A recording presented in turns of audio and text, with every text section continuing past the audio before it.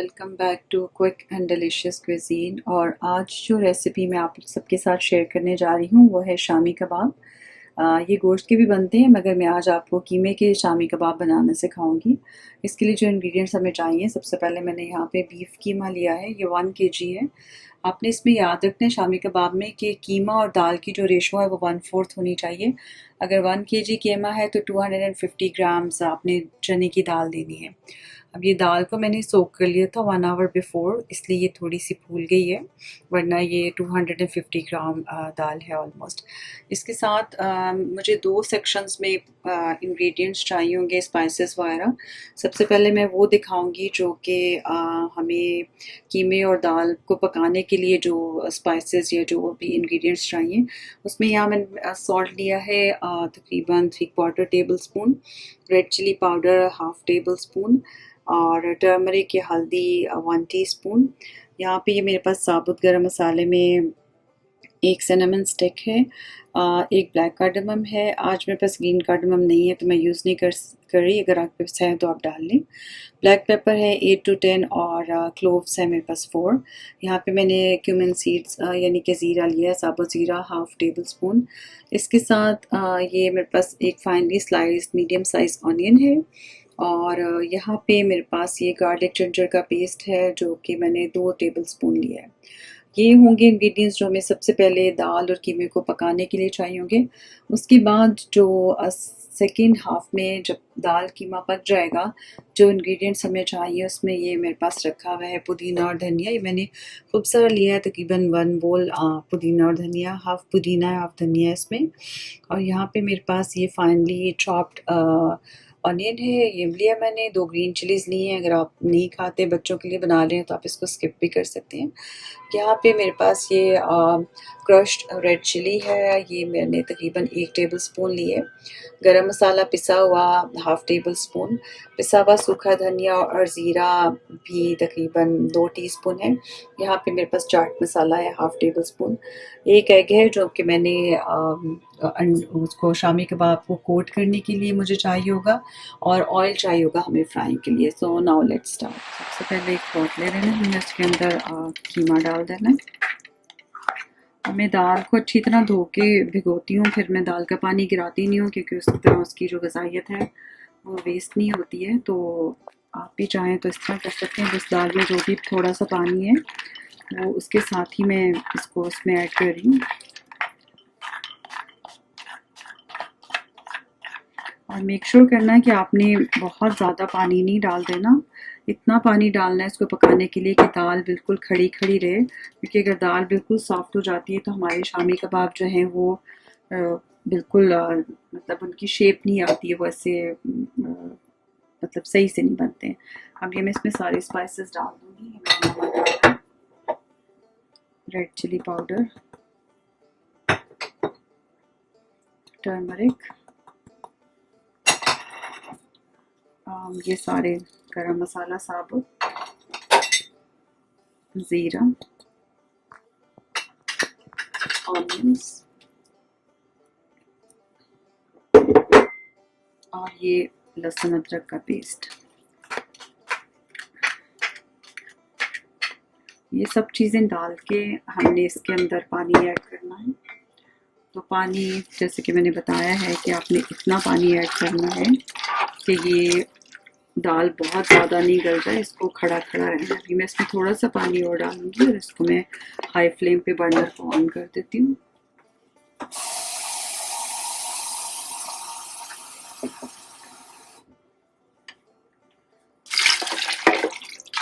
अभी तक मैंने इसके अंदर तकरीबन 2 गिलास पानी डाला है। इतना पानी आई थिंक काफ़ी है।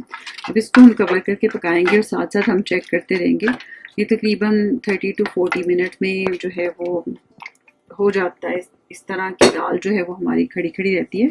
मैं आपको चेक करके बताऊंगी कि दाल को किस तरह होना चाहिए, इसकी कंसिस्टेंसी कैसी होनी चाहिए। तो अब इसको हम पकने के लिए छोड़ देंगे मगर साथ साथ चेक करते रहेंगे। अब आप लोग ये देख सकते हैं कि ये पानी कीमे और दाल में से बिल्कुल ड्राई हो चुका हुआ है। इसी तरह से पानी हमने ड्राई करना है और दाल भी बीच में आपको खड़ी खड़ी नज़र आ रही है। अब मैं इसका बर्नर ऑफ कर दूंगी और इसको थोड़ा देर कूल डाउन होने दूंगी। फिर मैं चॉपर में इसको चॉप करके बाकी के इंग्रेडिएंट्स मिक्स करके आपको कबाब्स बनाना सिखाती हूँ। आप देख सकते हैं कि कीमे और दाल का मटेरियल जो है वो ठंडा हो चुका है। अब इसको मैं थोड़ा थोड़ा करके चॉपर में डाल के इसको चॉप करके दिखाती हूँ आपको। और मेक श्योर कि जो इसके अंदर गरम मसाले की जो साबुत गरम मसाला डाला था वो आप हटाते जाएं, ताकि वो जो है वो कबाब्स के अंदर ना आए। और आई जस्ट शो यू, ऐसे थोड़ा थोड़ा सा हमने लेना है मटेरियल और इस तरह से चॉपर में डाल के इसको चॉप करते जाना है।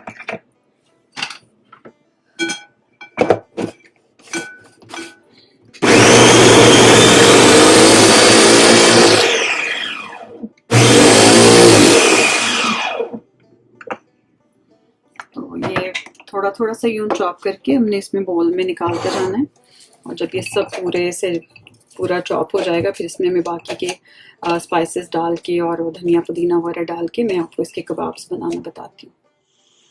अब ये कीमा और दाल पिस चुके हैं अच्छी तरह से चॉपर के अंदर, और मैं ये सारे स्पाइसेस इसके अंदर डाल रही हूँ जो कि मैंने आपको बताए थे। Crushed red chilli, chaat masala, गरम मसाला और पिसा हुआ सूखा धनिया और ज़ीरा। और इसके साथ ही हम इसमें जो है वो प्याज और ये ग्रीन चिली में डाल रही हूँ। और यहाँ पे मैं इसमें ये धनिया और पुदीना डाल रही हूँ। खूब सा धनिया पुदीना आपने डालना है, इससे इसमें फ्लेवर बहुत अच्छा हो जाता है इसका। तो ये सब चीज़ें डाल के हमने इसको अच्छी तरह हाथ से मिक्स करके तो फिर इसके कबाब्स बनाने शुरू करते हैं। इन कबाब्स को भी आपने जो है वो फ्रीज़ कर सकते हैं, और जब चाहें तो आप इनको निकाल के डिफ्रॉस्ट कर लें, या वैसे ही लो टू मीडियम हीट के ऊपर आप इनको जो है वो फ्राई कर सकते हैं। तो ये भी बहुत अच्छा स्नैक होता है अगर कभी चाहिए आपको गेस्ट वगैरह आ जाए, या सुबह स्कूल टाइम पे बच्चों को सैंडविचेस वगैरह देने के लिए। तो मैं इसको मिक्स करके आपको कबाब्स बनाने बताती हूँ। अब ये सारी चीज़ें इसमें मिक्स हो चुकी है। मैं यूँ थोड़ा थोड़ा मटेरियल लूँगी ऐसे, और इसका पहले आपने यूँ छोटा सा बॉल बनाना है। फिर आपने इसको यूँ फ्लैट करके इसकी साइड्स को यूँ आपने यूँ टक कर देना है, और इस साइज़ के आपके शामी कबाब्स आपने बना बना के यूँ ट्रे में लगाते जाने। और फिर इनको हमने अंडे में कोट करके फ्राई कर लेना है। और इनको जैसे मैंने बताया कि हम फ्रीज़ कर लेंगे, और then whenever we need it we can just fry it.